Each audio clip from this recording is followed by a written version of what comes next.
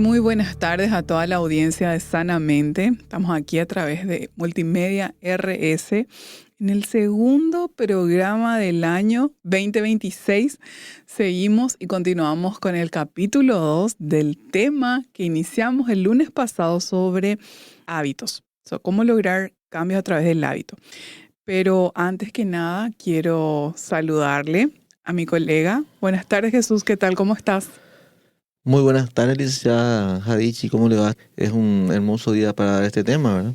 Y mucho agradecimiento al Comité de Educación de la Cooperativa Sagrados Corazones que auspicia este espacio en este tercer año que estamos con el ciclo de Sanamente. Asimismo, muchísimas gracias a la Cooperativa Sagrados Corazones, al Comité de Educación por auspiciar este espacio, por continuar con nosotros.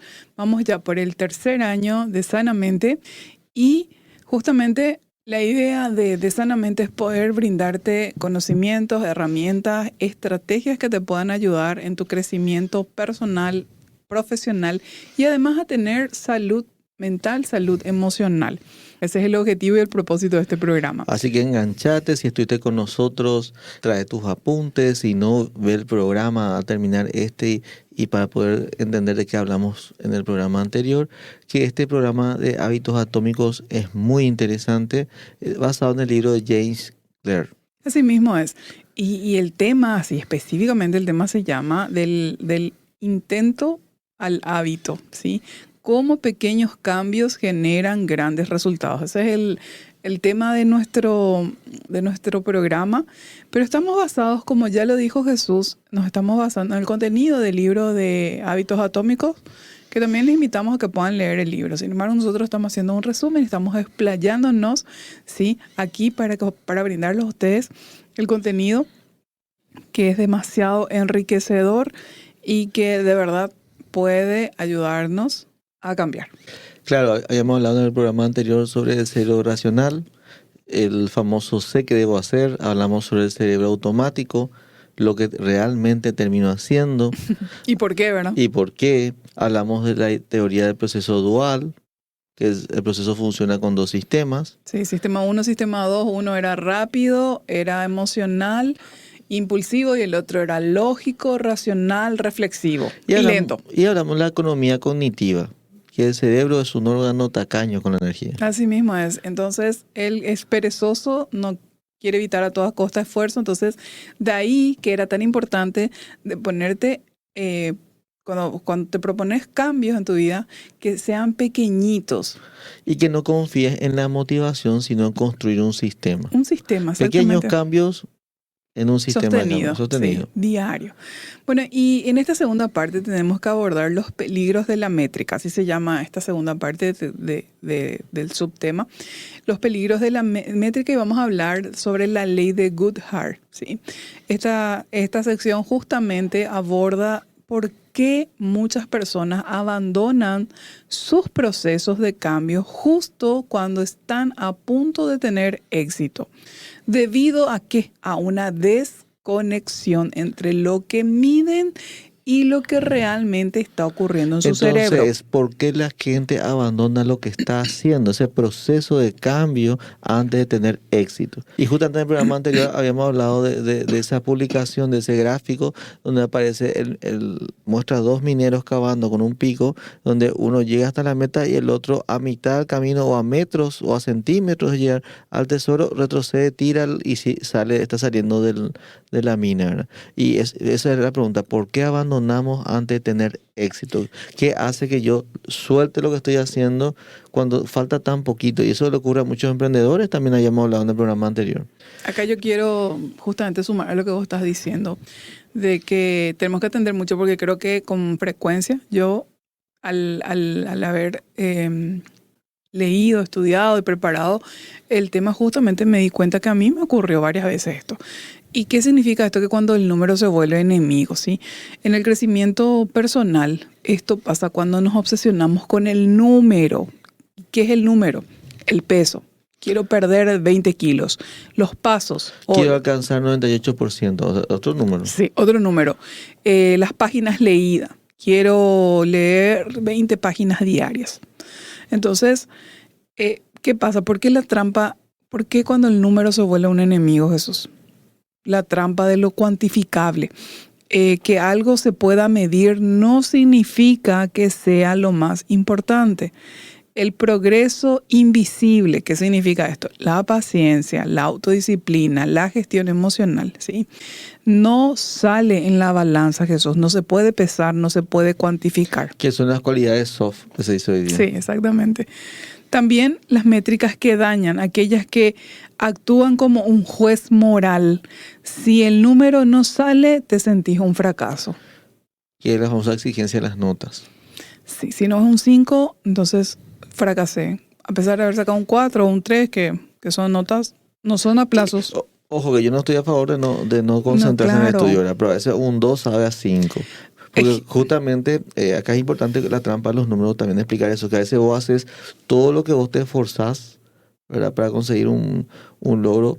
Y a veces, voy a dar un ejemplo académico, a mí me ha tocado profesoras en la infancia, me acuerdo, donde me esforzaba, no, la coma, y me quitaba el punto. Pero no, y ahí lo que te refuerza es el proceso. Porque voy a aprender a hacer frente también a cosas como dice acá, la parte invisible, la paciencia, la gestión emocional, a entender que a veces vos no vas a alcanzar todo lo que vos querés porque hay factores externos y hay personas que pueden influenciar. Entonces vos te vas trabajando en lo que vos podés moldear, que sos vos mismo.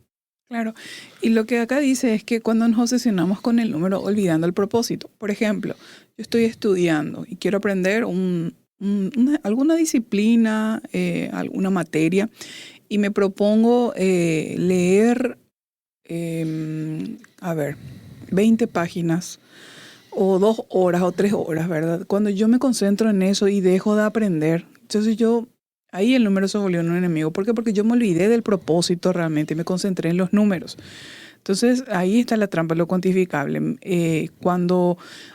Cuando se convierte en un juez moral, me propuse 3 horas, pude 1 hora y me siento fatal. ¿Y cuál es lo que es el objetivo? ¿Alcanzar 3 horas o aprender? Porque si el objetivo es aprender, lo hiciste en 1 hora. No, y eso te digo con mi ejemplo, que yo salí Totalmente. sabiendo, ¿verdad? Sí. Quizás no era la nota que querías, pero vos saliste con un crecimiento personal y también a manejar tu gestión emocional. Así es. Porque el conocimiento nadie te lo saca.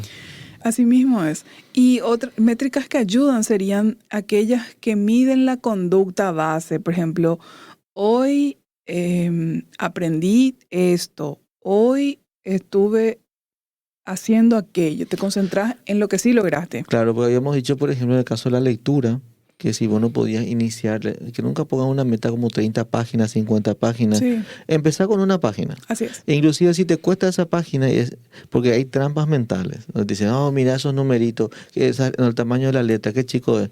Bueno, te busca un libro con letra más grande, porque el tema no es, como dijimos, la cantidad, sino el arrancar y crear el hábito.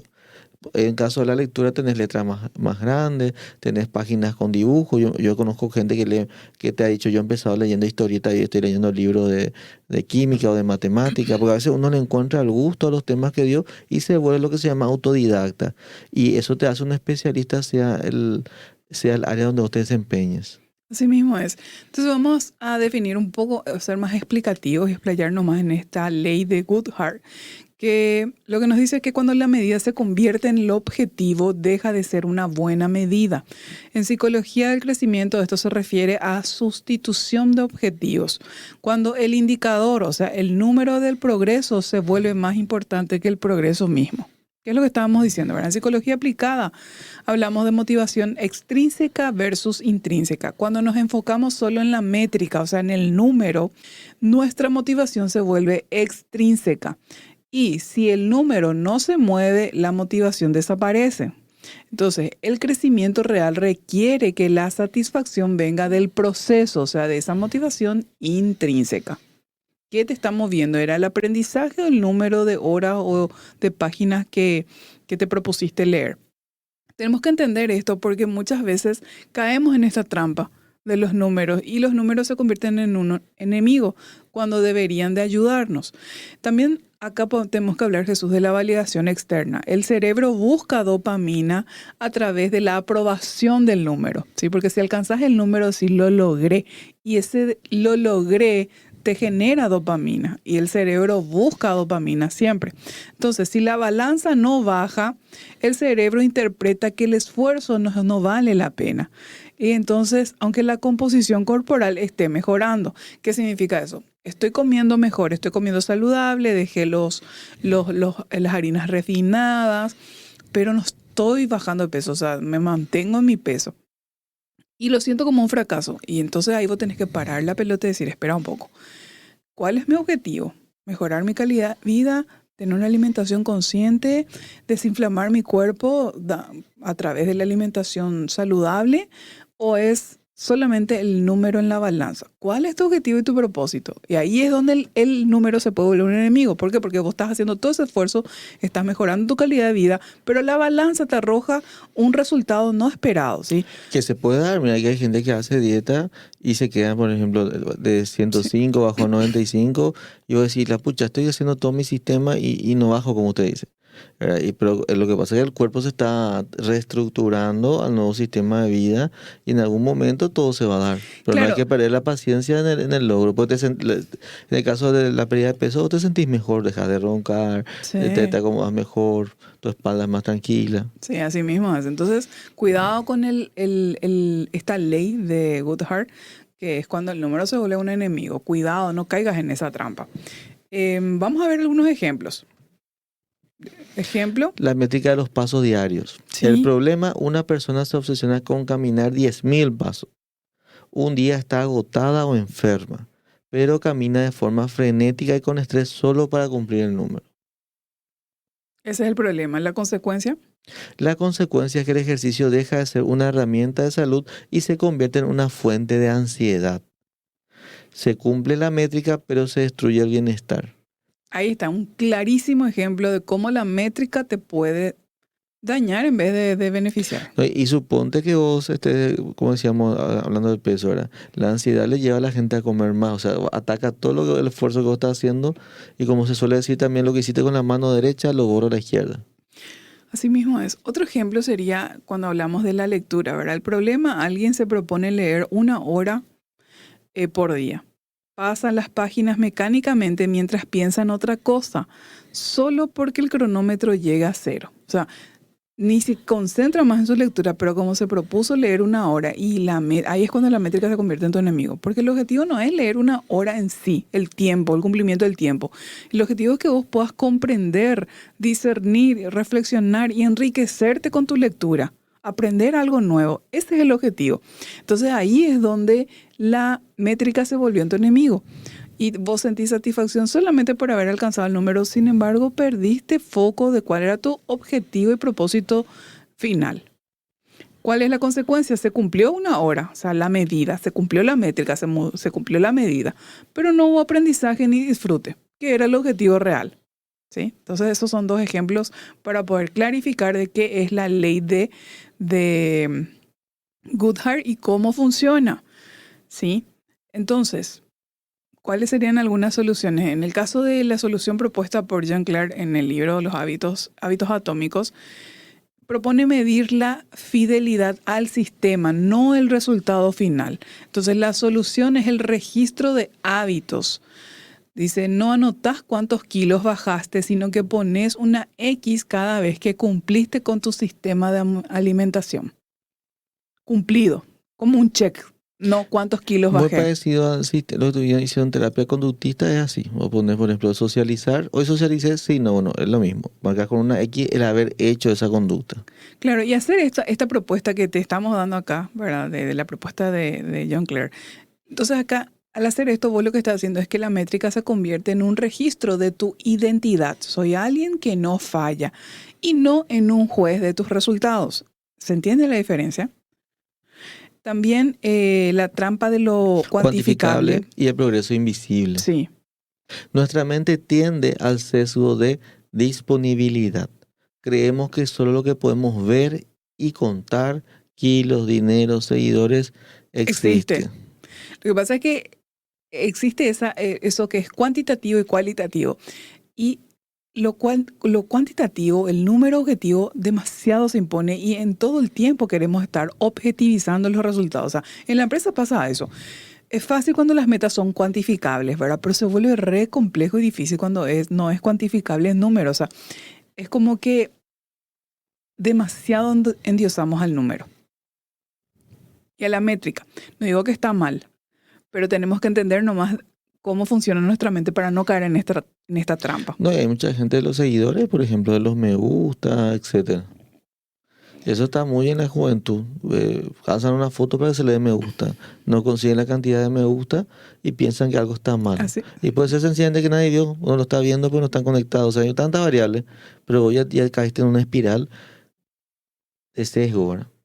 Y aquí tenemos conceptos de psicología aplicada como son la meseta de potencial latente, que es cuando los cambios en los sistemas complejos, como el cuerpo humano o el aprendizaje, suelen ser no lineales. El proceso se almacena, es como el bambú japonés que pasa años creciendo bajo tierra, invisible, antes de dispararse 30 metros en semanas. 6 años creo que crecía el bambú por dentro. Y después en un mes alcanza 30 metros. Y bueno, entonces tenemos que saber que los cambios en los sistemas, ¿verdad?, del cuerpo humano o en el aprendizaje no suelen ser lineales y que el progreso se almacena, Jesús. Después tenés anedonia de la métrica. Es la pérdida de placer en una actividad cuando empezamos a medirla obsesivamente. El juego se vuelve trabajo. Tenemos que cuidar de no caer en eso, en esa trampa. Entonces, ejemplos bien concretos, el aprendizaje de un instrumento. Durante meses tus deseos ganan memoria muscular y tu oído se afina, pero no podés tocar una canción completa. Eso es lo invisible. ¿Cuál es la trampa allí? Al no haber un resultado cuantificable, entonces el estudiante cree que no tiene talento y abandona justo antes de que todas las conexiones neuronales se sincronicen. ¿Qué significa esto? Que en realidad aquí el aprendizaje estaba siendo como el bambú. La historia del bambú es hermosa realmente. Yo amo esa historia y cada cierto tiempo la recuerdo y la comparto porque es demasiado inspiradora y te anima, te motiva y te alienta porque el bambú por años y años crece por tierra y no se ve nada, ni un brotecito. Y por años. Entonces, muchas veces nos pasa eso. Nosotros estamos en un proceso de crecimiento interno donde no se ve todavía el resultado y no se puede cuantificar. Y por eso no nos caigamos en la trampa de porque no se ve y no se puede cuantificar, no significa que no haya crecimiento. Eso es lo que nosotros queremos hoy transmitirte y que vos puedas conocer y entender para no abandonar. Entonces, al no haber esta es la trampa, al no haber un resultado cuantificable, esa persona que en este caso estaba estudiando para aprender un instrumento, piensa y llega a la conclusión de que no tiene talento, eso le faltaba seguir perseverando nomás. Entonces, ¿qué viene después? La solución propuesta es el concepto de ganancias marginales. En lugar de buscar un cambio radical medible, buscar mejorar un 1% en áreas que son difíciles de cuantificar. Claire sugiere centrarse en la curva de aprendizaje, aceptar que el progreso es silencioso al principio. La solución técnica es nunca fallar 2 veces. Si un día la métrica no es buena, el objetivo es simplemente aparecer al día siguiente para mantener vivo el sistema invisible. El sistema invisible es el sistema de raíces que vos estás echando por dentro. Vos tenés que construir sistemas. Eso es lo que nos dice Claire. Sistemas tenemos que construir. Entonces, como habla de mejorar un 1%, un paso a paso. Y las personas que han aprendido el arte culinario lo saben que uno empieza en lo más básico, que es pelar, después cortar, y uno va adiestrándose. Entonces lo que él te dice es empezar por aquello que vos pienses que te va a ayudar a avanzar en esa meta, de lo más, aunque sea lo más sencillo, pero de modo que vos vayas teniendo avances. Van a haber momentos donde va a costar un poco más, pero la idea es no detenerse en el avance. Así mismo es. También tenemos que tener cuidado porque estamos hablando de la métrica. Ya hablamos de una primera parte, ahora vamos a hablar de una segunda parte de la métrica que tiene que ver con la identidad. Y aquí, ¿cuál es el error fundamental cuando usamos la métrica para definir quiénes somos? Entonces, el concepto de, en este caso, psicología aplicada, la autoeficacia es la creencia en nuestra propia capacidad para ejecutar conductas. Entonces, una métrica negativa, ejemplo, subir de peso un día, golpea la autoeficacia si no entendemos que el peso es una métrica con ruido, ¿sí? Claro, tiene fluctuaciones naturales, subidas y bajadas que se pueden dar. Hoy tuviste una fiesta, te fuiste a Y comer no te algo, define. claro, y No no te- no- porque subiste, y no tenés que permitir que te defina. claro. Ejemplo Nos referimos detallado. nomás, la meta acá es bajar. Entonces, ¿qué Sí, pasa? Tuviste un acontecimiento social, tuviste que ir, tuviste que comer, sí, rompiste ponerle tu sí. dieta, pero no quiere decir que vos sos una mala persona. Un fracaso. Empezar nomás otra vez porque es, Continúas, retomás donde claro, estabas, nomás esa es la propuesta, retomar donde estabas, no abandones. El escritor, por ejemplo, dice, si mide su éxito por los libros publicados, pasará años sintiéndose un fracasado. Si mide su éxito por escribir 200 palabras hoy, su autoeficacia sube cada mañana. ¿Sí? Ese es un ejemplo. Vamos a ver. Otro, el ahorrador. Si mide su éxito por ser millonario, el camino es angustiante. Si mide su éxito por automatizar un ahorro de $10 semanales, el sistema trabaja por él y su identidad cambia a soy alguien previsor. ¿Sí? Entonces, aquí la solución es medir el sistema, no el resultado. Meta, bajar 10 kilos. Métrica de resultado, peligrosa. Sistema, sí, medir el sistema, no el resultado. Si medimos el sistema es caminar 20 minutos y comer proteína en cada comida. Entonces tu métrica es de proceso y eso es poderoso y deja de ser peligroso. Entonces, Clear lo que afirma es que si nosotros cuidamos el sistema, el resultado se cuidará solo. La métrica debe ser un faro que te indica si vas en la dirección correcta. No tiene que ser un látigo para castigarte. ¿Sí? Entonces, con eso, comprendiendo eso, vamos a ingresar a la tercera parte ya de lo que es este programa. Y ahí vamos a hablar, Jesús, de la alternativa eficaz. Y vamos a identificar y diferenciar identidad de sistemas. así mismo. En el crecimiento personal existe una gran mentira. Si tienes metas lo suficientemente grandes, llegarás lejos. La psicología y la evidencia demuestran que las metas pueden ser, de hecho, un obstáculo para el cambio duradero. ¿Y por qué dice eso? Porque argumenta que las metas tienen un lado oscuro que solemos ignorar. Las metas solo son una foto del destino. El sistema es la película del trayecto. ¿Sí? ¿Qué significa esto? Ganadores y perdedores sabemos que tienen mismas metas. Lo que le diferencia a uno de otro es el sistema que pudo crear, que logró crear la persona. Las metas son momentáneas. Una vez que limpias el cuarto, si no cambias tu sistema de orden, volverá al caos. Posponen la felicidad. Seré feliz cuando logre esto, aquello, esa meta. Y el sistema lo que hace es que te permite disfrutar del proceso. ¿Qué dice la psicología aplicada sobre este tema? Que hay un sesgo de supervivientes. Solo nos fijamos en los ganadores que tenían grandes metas, como los medallistas olímpicos, por ejemplo, pero olvidamos que los perdedores tenían las mismas metas. Por lo tanto, la meta no puede ser la causa de éxito. La felicidad condicionada también. Psicológicamente, la meta crea un conflicto de o lo logro y soy feliz, o fallo y soy una decepción. Esto genera un estado de infelicidad constante durante el proceso. Entonces, estos son los cuidados que tenemos que tener a la hora de establecernos metas. Por eso hablamos de que hay una buena condición de formulación de la meta. ¿Sí? Claro, por ejemplo, escribir un libro. Si esa es tu meta. Claro, el problema, la persona vive estresada por el resultado final. Si un día solo escribe una página, siente que está lejos. Una vez que publica el libro, se siente vacía porque el propósito desapareció. La meta de correr una maratón, por ejemplo. El problema, muchos corredores entrenan duro hasta el día de la carrera. Una vez cruzada la meta, dejan de correr por completo. La meta era el final del camino, no el inicio de una vida saludable. Así es, esos son ejemplos concretos de cómo tenemos que abordar y encarar las metas y generar sistemas. Entonces, la solución es el diseño de sistemas. Un sistema es el proceso que lleva a los resultados. Nosotros tenemos que generar procesos, ¿sí? Enfocarnos en el proceso, no en el resultado. Enfocarnos en el proceso, no en la meta. Eso es diseñar sistemas.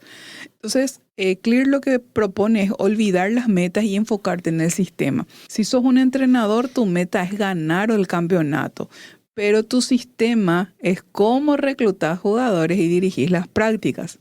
¿Ven cómo cambia? El crecimiento personal, si tu meta es paz mental, tu sistema es meditar 5 minutos al despertar. Entonces, tenés metas, tenés que tener también sistemas. Entonces hablamos del poder de la identidad. Así es. Este es quizás el concepto más transformador del autor, el poder de la identidad. El cambio de hábitos no es sobre tener algo, sino sobre ser alguien.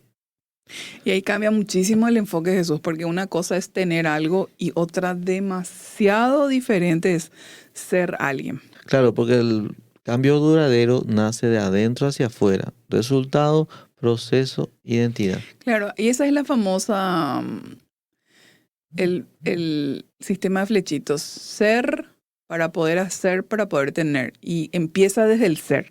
Sin embargo, muchas veces las personas creen que la secuencia correcta es tener, hacer para ser alguien. Y la secuencia correcta es al revés. Es primero ser para poder hacer y luego tener.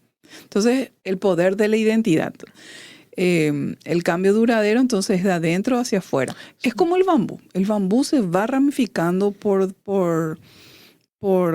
debajo años y años. Y en un mes llega a crecer 30 metros. Una locura es. Bueno, pero nosotros tenemos que en ese sentido identificarnos con el bambú porque es lo más ecológico para nosotros y también nos va a ayudar a ser eficientes. Entonces acá hablamos de votos de identidad, por ejemplo. Cada Sí. hábito es un voto para la persona en la que te quieres convertir. Un voto, recordemos que son como promesas con uno mismo. Sí. O con alguien. Entonces cada hábito que vos vas generando dentro del sistema es una promesa en la persona que te querés convertir. Ejemplo, no se trata de leer un libro, que es el resultado, sino de convertirse en lector, que es la identidad. Entonces, busca generar identidad, dice el autor, no lograr solamente el resultado, porque cuando vos busques generar identidad vas a generar un sistema y el sistema va a sostener el resultado de tu meta. Y acá hay conceptos de la psicología aplicada que son la autoimagen prescriptiva, Sí. que es actuamos de acuerdo con la persona que creemos que somos. O sea, quien creo yo que soy, así actúo. Si la percibes como alguien a quien no se le dan bien los idiomas, tu cerebro buscará pruebas para confirmar esa creencia y saboteará tus esfuerzos. Hablamos también de lo que es el concepto de coherencia cognitiva. El ser humano tiene una necesidad profunda de que sus acciones coincidan con sus creencias. Es mucho más fácil mantener un hábito cuando es parte de tu identidad que cuando es una imposición externa. Cuidado, entonces, esto significa que nosotros tenemos que con este conocimiento nosotros tenemos que revisar nuestra identidad y nuestra creencia, creencias respecto a nuestra identidad. Entonces, cuando hablamos de alternativa eficaz, ¿sí? El crecimiento, cuando hablamos de por qué las metas no son suficientes, ¿verdad?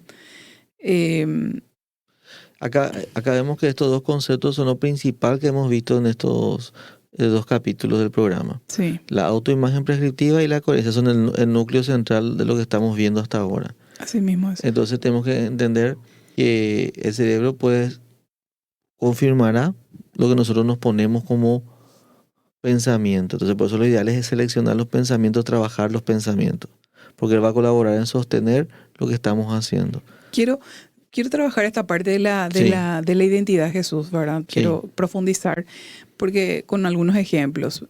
Vamos a ver, yo quiero cambiar. Sí. Yo quiero bajar de peso, quiero llevar una vida saludable, quiero tener un peso adecuado, de acuerdo, que sea saludable, que esté dentro de los rangos y estándares que establece que alguien de mi edad y de mi estatura debe tener. Entonces, mi identidad de persona saludable versus mi identidad de dieta.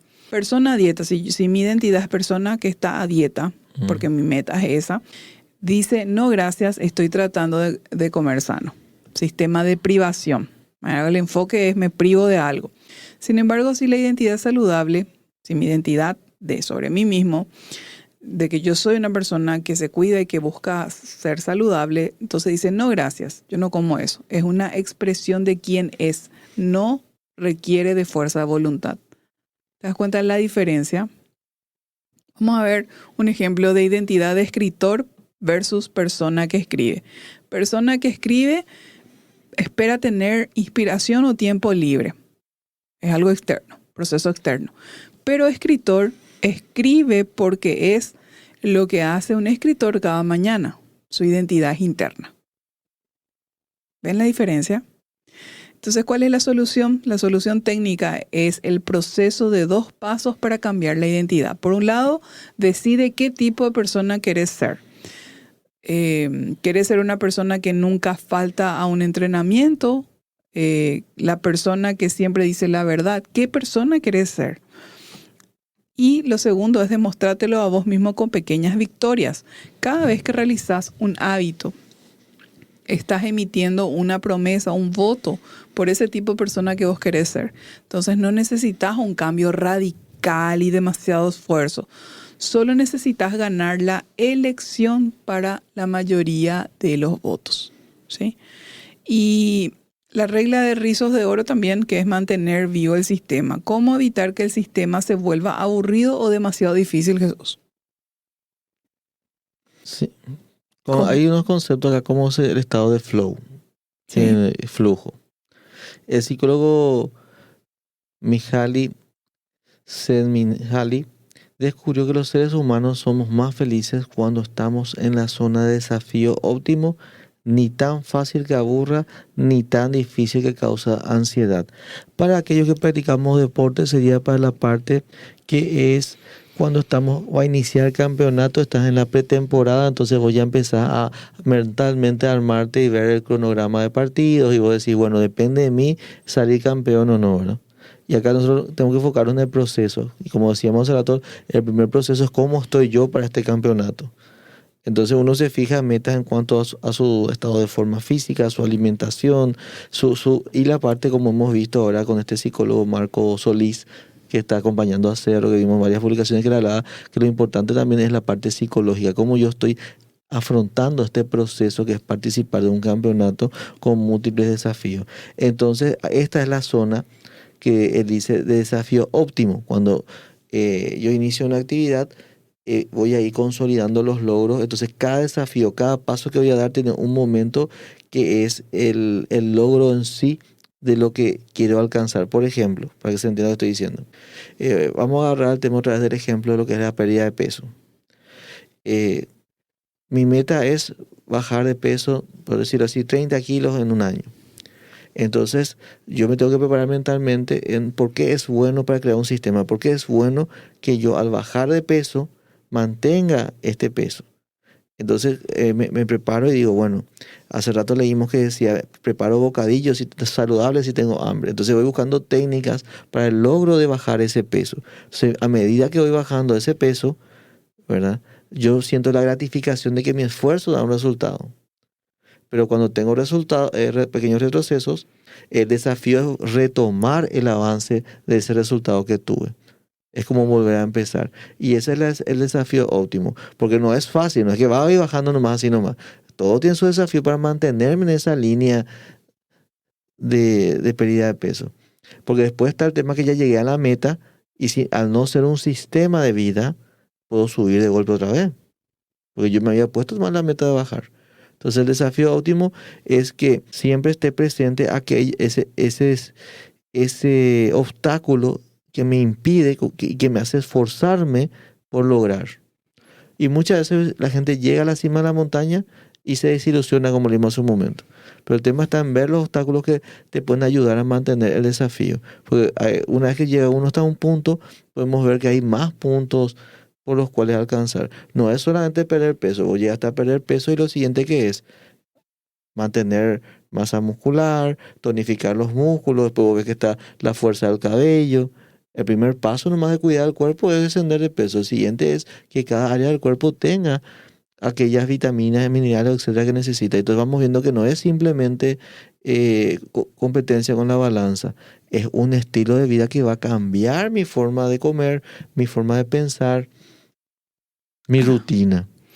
Asimismo, entonces, La propuesta es trabajar en tareas que estén justo al borde de tu capacidad actual. ¿Qué significa eso?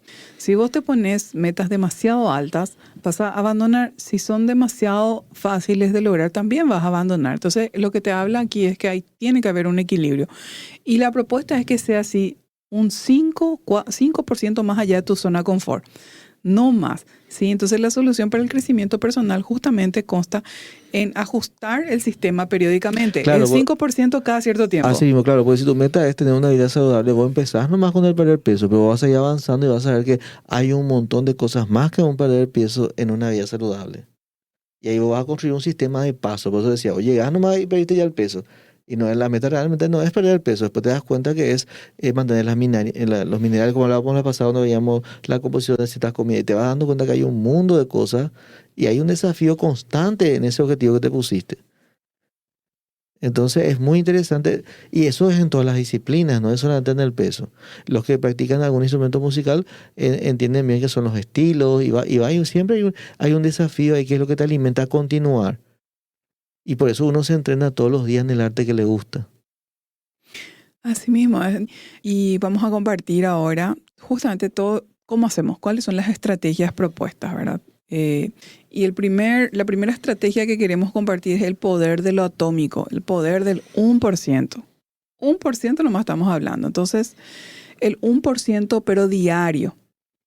Y que esto se comporte como un interés compuesto, como si fuera que estás ahorrando a través y usando la técnica del interés compuesto. Entonces, el 1% no es una cifra mágica, no es una meta inalcanzable. El cambio real no ocurre por grandes decisiones aisladas, sino por pequeñas decisiones repetidas que con el tiempo se vuelven automáticas y acumulativas. Entonces, por eso se compara con el interés compuesto. Si invertís poco, pero de manera constante, el crecimiento se va a multiplicar. ¿Por qué funciona psicológicamente este tema del 1% diario? Primero porque tiene baja resistencia. El cerebro no se activa en modo amenaza. ¿Por qué? Porque es muy poquito el esfuerzo que tenés que hacer. Entonces no le alertás ni le alarmas, ni le armás a tu cerebro para que te haga la guerra. Entonces el 1% diario es cumplible. ¿Por qué también funciona psicológicamente hablando esta estrategia? Porque reduce la fricción. Necesita menos energía mental para comenzar a hacerse. No es lo mismo hacer 1% diario de una tarea que hacer el 50%, ¿sí? También construye identidad, eso es muy importante. Cada repetición es un voto, una promesa que vos hiciste y que estás cumpliendo. Y que va demostrando quién sos vos y que vas camino a convertirte en esa persona que querés ser. Entonces construye identidad esta estrategia. Y también genera estabilidad emocional. ¿Por qué? Porque te sostiene en los días malos. ¿Por qué? Porque es pequeñito, es fácil de hacer, es fácil de lograr. Entonces te sostiene. Aquí formar hábitos no es algo instantáneo. Los estudios de hábitos demuestran que la automaticidad suele tardar semanas y meses. Entonces, con una medida reportada alrededor de 66 días y que varía mucho de persona en persona. Entonces, 66 días. Y al inicio el esfuerzo no se ve porque el cambio está ocurriendo en capas invisibles, como el bambú que va creciendo sus raíces hacia abajo. Entonces, como es neutral, emocionalmente hablando, de entorno y de tolerancia a la incomodidad, se soporta bien. La mente interpreta, no veo el resultado, como no sirve y abandona. Cuidado de esa parte. Cuidado que porque no se esté viendo el resultado no significa que no estés avanzando. Porque el progreso real aparece de repente. ¿Por qué? Porque es acumulativo. Se acumula lento al principio y luego se nota. El mejor ejemplo para entender es la historia de cómo el bambú crece. Entonces, ¿qué está pasando debajo de la superficie? Internamente.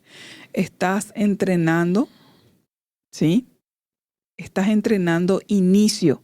que es lo más difícil. Iniciar es difícil. Estás creando asociación de una señal y dando una respuesta. Estás bajando la fricción con cada repetición, ¿sí? Y estás creando evidencia de identidad. Yo sí puedo. Entonces, todas estas son las ventajas que te dan la estrategia de implementar el 1% diario nomás de una tarea de cara a un cambio que vos querés realizar en tu vida. Vamos a ver ejemplos concretos. Vamos a hablar de un ejemplo de salud y energía. El contexto, por ejemplo, una mujer quiere mejorar su salud y su energía, pero está cansada al final de día. Entonces, el error anterior fue que intentó 1 hora de ejercicio y claro, abandonó porque era mucho de repente y de golpe. Sin embargo, 1% atómico es, después del tereré de la mañana, camino 4 minutos. Ese es un ejemplo bien concreto de cómo podemos implementar y aplicar el 1% diario. ¿Qué le pasa a esta mujer? Entra en un valle de decepción. ¿Por qué? Porque la primera semana no siente nada. No siente un cambio significativo. Pero ¿qué se acumula? El hábito de inicio, respiración mejora su respiración, menos rigidez corporal, más confianza. Es un cambio tímido, es una mejora tímida, no es espectacular. ¿Cuál es el resultado visible? En 3 a 6 semanas aumenta su energía y empieza a extender sola ella de los 4 minutos, lo extiende a 8 y 10 minutos. ¿Cuál es el aprendizaje? El cambio no comenzó cuando ella bajó de peso, sino empezó cuando logró la repetición. Esa es la clave. Repetición. Otro ejemplo podría ser lo que tiene que ver con la productividad, con el estudio. ¿En qué contexto? Vamos a ver el contexto de un profesional que quiere estudiar inglés, pero llega agotado. Entonces, ¿cuál es el 1% atómico? Después de lavarse los dientes de noche, abre la app y hace 2 minutos. No importa que parezca poco, que parezca insuficiente, que parezca insignificante, se pone el hábito, se determina a tener el hábito de 1 minuto, 1% atómico. 1% atómico, entonces, 2 minutos. Y claro que viene el valle de la decepción. Los primeros 10 días parece muy poco y que no vale la pena. Pero ¿qué es lo que se acumula? ¿Qué es lo que va ganando él con esto? Él va ganando disminuir la fricción y la resistencia de empezar a estudiar, de empezar a tener ese nuevo hábito. Entonces el cerebro deja de discutir y de oponerse. ¿Cuál es el resultado visible? En 30 o 40 días, 2 minutos se vuelven 10 minutos porque ya está él habituado. ¿Sí? ¿Y cuál es el aprendizaje en este caso? El éxito no fue aprender rápido. El éxito fue no abandonar. Así mismo. Y ese no abandonar es lo que es enfocarse en el sistema, en el mantenerse, que estábamos hablando hace un momento, yo trataba de hacer entender mi ejemplo, ¿verdad? Que a veces uno se va poniendo metas, empieza por 1% y llega a la cima. Y piensa ya terminó todo. No, uno no terminó ahí. El sistema realmente es que te modifica la forma como haces tu vida, cómo haces tu rutina. Porque las situaciones van y vienen, pero vos ya tenés ya lo que se llama el hábito, que es lo que se refiere. El hábito atómico de iniciar las cosas, mantenerlas y abordarlas. Y uno va creciendo en forma personal. Pero tengo un crecimiento como de muchas actitudes psicológicas, como hemos visto. Así mismo, y qué importante es entender esto de tener una meta, pero no enfocarte en la meta, sino en el sistema. Porque es una dirección, vos lo que creas es un sistema de vida. Claro, la meta te da una dirección. Tiene que haber una meta, te da una dirección, pero es el sistema el que genera el progreso. Y recién te dimos 2 ejemplos de cómo se genera un sistema, ¿sí? Entonces, el error común es obsesionarse con el resultado final y descuidar el proceso diario, Jesús. Y acá yo creo que se resume todo el libro realmente. Sinceramente, cuando decimos hábitos atómicos, nos referimos a que el autor propone de hacer un 1% diario nomás, amigo, amiga querida. No te obsesiones con el macro, concéntrate en el micro y que sea diario y sostenido. Eso se hace acumulativo y llega un momento en donde ya se ve el resultado. Pero el autor dice, concentrate en el sistema. Concentrarte en el sistema significa concentrarte en el proceso, en ese pequeño esfuerzo diario y sostenido que haces, que paulatinamente se va a ir convirtiendo y gradualmente se va a ir convirtiendo en un mayor esfuerzo. Pero acordate que nosotros estamos generando sistema. ¿Qué significa generar sistema? Generar hábitos. Y la propuesta, la gran estrategia es hacerla acá en atómico. ¿Qué significa atómico? Chiquitito, pero diario. Realmente yo creo que en eso se resume todo el libro. Y eso te ayuda a generar identidad. Y concentrate en quién querés ser durante ese proceso. O sea, en identidad soy una persona saludable, que come saludable, ¿no? Una persona que hace dieta. ¿Entendés la Claro, diferencia? a eso me refería. Es una persona que aprendes a comer saludable, que ya no solo te concentras en cuánto dice la balanza, sino en cómo está tu cuerpo. Adquirís hábitos de cómo construir el manejo, de mantener tu peso ideal, tu alimentación la vas diferenciando. En el caso del ejemplo de la lectura que tanto agarra a él, vas empezando ya a leer, porque hay gente que hoy día, gracias a todo lo que hay en YouTube, por ejemplo, se pasa viendo los materiales que hay y también ya le gana ganas al estudio mientras va leyendo, investigando, porque uno realmente hoy tiene una variedad de conocimiento para dedicarse, especializarse, ¿verdad? O sea que Jesús, qué propuesta tan buena es esta que trae este autor. ¿Por qué? Porque muchas veces, digo con demasiada frecuencia, creo, nos concentramos en grandes logros, grandes números, grandes resultados y a veces el solo hecho de pensar en la dificultad que te va a tomar y el esfuerzo que te va a tomar lograr eso que anhelás, buscas, deseas, ya tirás de entrada la toalla. Sin embargo, con esta propuesta es tan alcanzable, porque acá lo que tenemos que hacer es cambiar la pregunta de qué quiero lograr. Y la pregunta realmente tiene que ser, ¿qué sistema de pequeños hábitos atómicos puedo repetir todos los días? Entonces, la propuesta es diseñar un sistema tan pequeño que no dependa de tu motivación. Esa es la propuesta y esa es la gran estrategia acá. ¿Por qué? Porque cuando dependemos de nuestra motivación, son demasiados factores los que entran en juego. Mi cansancio, mi humor, mi apetito, un montón de cosas. A veces calor, eso ya te desmotiva y no quieres hacer. Pero cuando tu sistema es un sistema de pequeños hábitos atómicos, pequeñitos, que no, ni siquiera tal vez requieren un esfuerzo importante, entonces se automatiza. Y esa automatización es la que te va a generar el sistema que va a sostener el hábito que va a lograr el cambio que tanto estás buscando. Entonces, la solución concreta, no es que yo quiera estar en forma, ¿sí? Mi tema es el tema de tener un peso equilibrado y tener una vida saludable porque es lo que me va a dar calidad de vida. A lo largo del tiempo, sobre todo, y envejecer de forma saludable también es muy importante. Y entonces, no es que yo quiera estar en forma, sino que mi sistema es caminar 4 minutos después de tomar tereré. ¿Quién no puede caminar 4 minutos después de tomar tereré? Pero todos los días. Esa es la consigna. Sí, todos los días. La vida saludable pues incluye varias áreas. Una es el cuerpo, otra es la parte también intelectual, otra es la parte también de la distracción, porque no todo también es ponerse deberes. A veces hay gente que agarra demasiado los deberes. Entonces, un 1% de su hábito atómico es, por ejemplo, si se llega al trabajo y sigue viendo las cosas de trabajo, tratar de soltar el trabajo en casa y hacer sus metas de acuerdo a eso. Acá todo es de acuerdo a qué es lo que yo quiero ganar. Así mismo, entonces también tenemos que entender que justamente usar hábitos ya consolidados, ¿verdad? Funciona como anclas para nuevos hábitos, Jesús.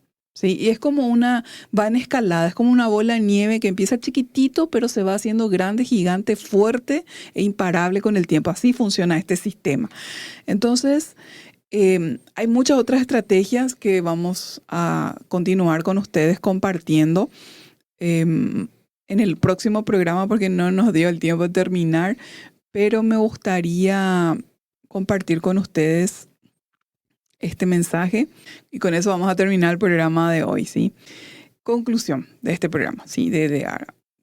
Acepta el 1%. La paciencia es tu superpoder. Prioriza tu identidad. Pregúntate siempre ¿quién quiero ser? ¿Quién quiero ser? Ajusta tu sistema, ¿sí? Usar la reflexión para no estancarte, ¿sí? Y cuida tu entorno. Hace lo que es lo correcto sea fácil y lo incorrecto sea difícil, ¿sí? Bueno, hoy llegamos al final de este capítulo y le invitamos a continuar para el próximo programa, en donde vamos ya a poder cerrar y compartir con ustedes todas las estrategias, el qué y el cómo hacer para lograr esos cambios y poder tener hábitos que me van a ayudar a alcanzar mis metas, mis objetivos, mis sueños, mis anhelos, mi planificación para el 2026. Así que muchísimas gracias por acompañarnos. Te esperamos aquí a través de Multimedia RS. Tu programa Sanamente va a estar ahí. Nos vemos. Chao, chao.